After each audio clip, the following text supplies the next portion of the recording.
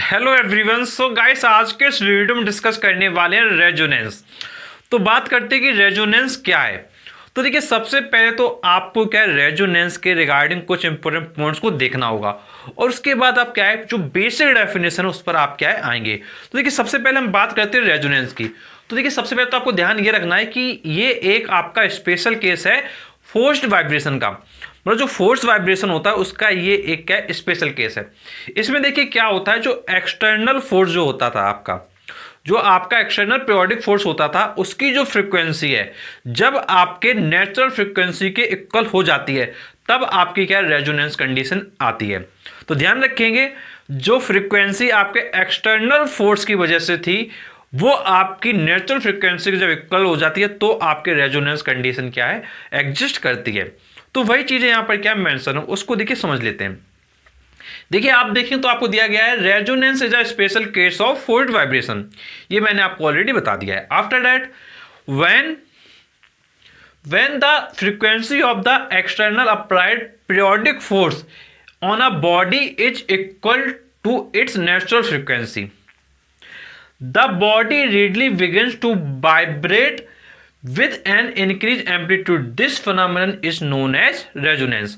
तो देखिए, बस ध्यान देने की बात एक लाइन यहां पे आपको ये है, ये मैंने आपको ऑलरेडी बताया है कि जब एक्सटर्नल अप्लाइड फोर्स जो आपका है इसकी फ्रीक्वेंसी जब आपके इक्वल हो रही है नेचुरल फ्रीक्वेंसी के, तो क्या होने लगता है, जो बॉडी होती है वो रीडली मीन्स आसानी से बॉडी क्या है, इजीली वाइब्रेट करना क्या शुरू कर देती है विद इंक्रीजिंग एम्पलीट्यूड। मतलब जो उसका एम्पलीट्यूड है वो क्या है, बढ़ने लगेगा with an increasing amplitude. This phenomenon is known as resonance. तो ये आपका रेजोनेंस हो जाता है। तो ध्यान रखिएगा, रेजोनेंस एक आपका क्या है, फोर्स्ड वाइब्रेशन का ही केस है।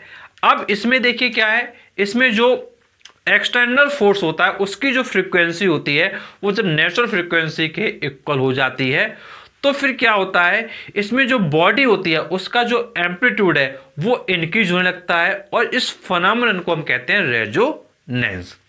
अब आगे कुछ अदर पॉइंट्स हम लोग समझ लेते हैं।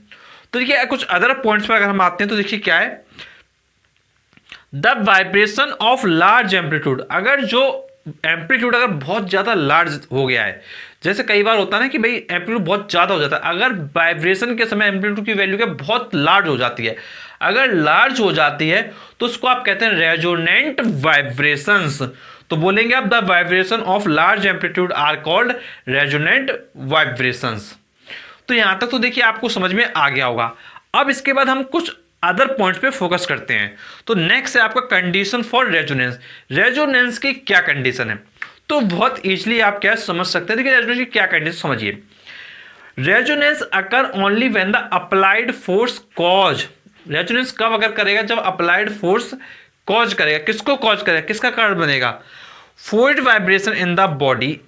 तो जो फोर्स्ड वाइब्रेशन होता है उसका, और उसके साथ में जो फ्रीक्वेंसी है अप्लाइड फोर्स की उसका इज एग्जैक्टली वो सेम होगा नेचुरल फ्रीक्वेंसी के।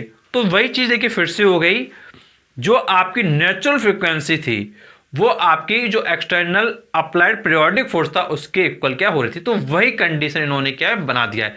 अब इसको एक लाइन में आप क्या है रीड कर सकते हैं। Resonance occur only when the applied force causes force vibration in the body and frequency of the applied force is exactly equal to the natural frequency of the vibrating body। तो overall short में बात ये condition इसकी क्या है, जो आपका external applied periodic force है उसकी फ्रीक्वेंसी और जो नेचुरल फ्रीक्वेंसी जब इक्वल हो जाती है इसको हम कहते हैं रेजोनेंस की क्या है ये कंडीशन है। तो देखिए, जो रेजोनेंस है ये तो आपका कंप्लीट हो गया है। यदि कोई आपका डाउट है, कोई आपका कंफ्यूजन है तो आप नीचे कमेंट से कमेंट करके पूछ सकते हैं। और जो हमारे प्रीवियस लेक्चर हैं फिजिक्स के उनको आप प्लेलिस्ट में जाके देख सकते हैं। प्लेलिस्ट का नाम है सेमेस्टर 2 फिजिक्स ICSE क्लास 10। इस प्लेलिस्ट में जब आप जाएंगे तो आपको सेमेस्टर 2 के रिगार्डिंग फिजिक्स के सभी लेक्चर क्या मिल जाएंगे।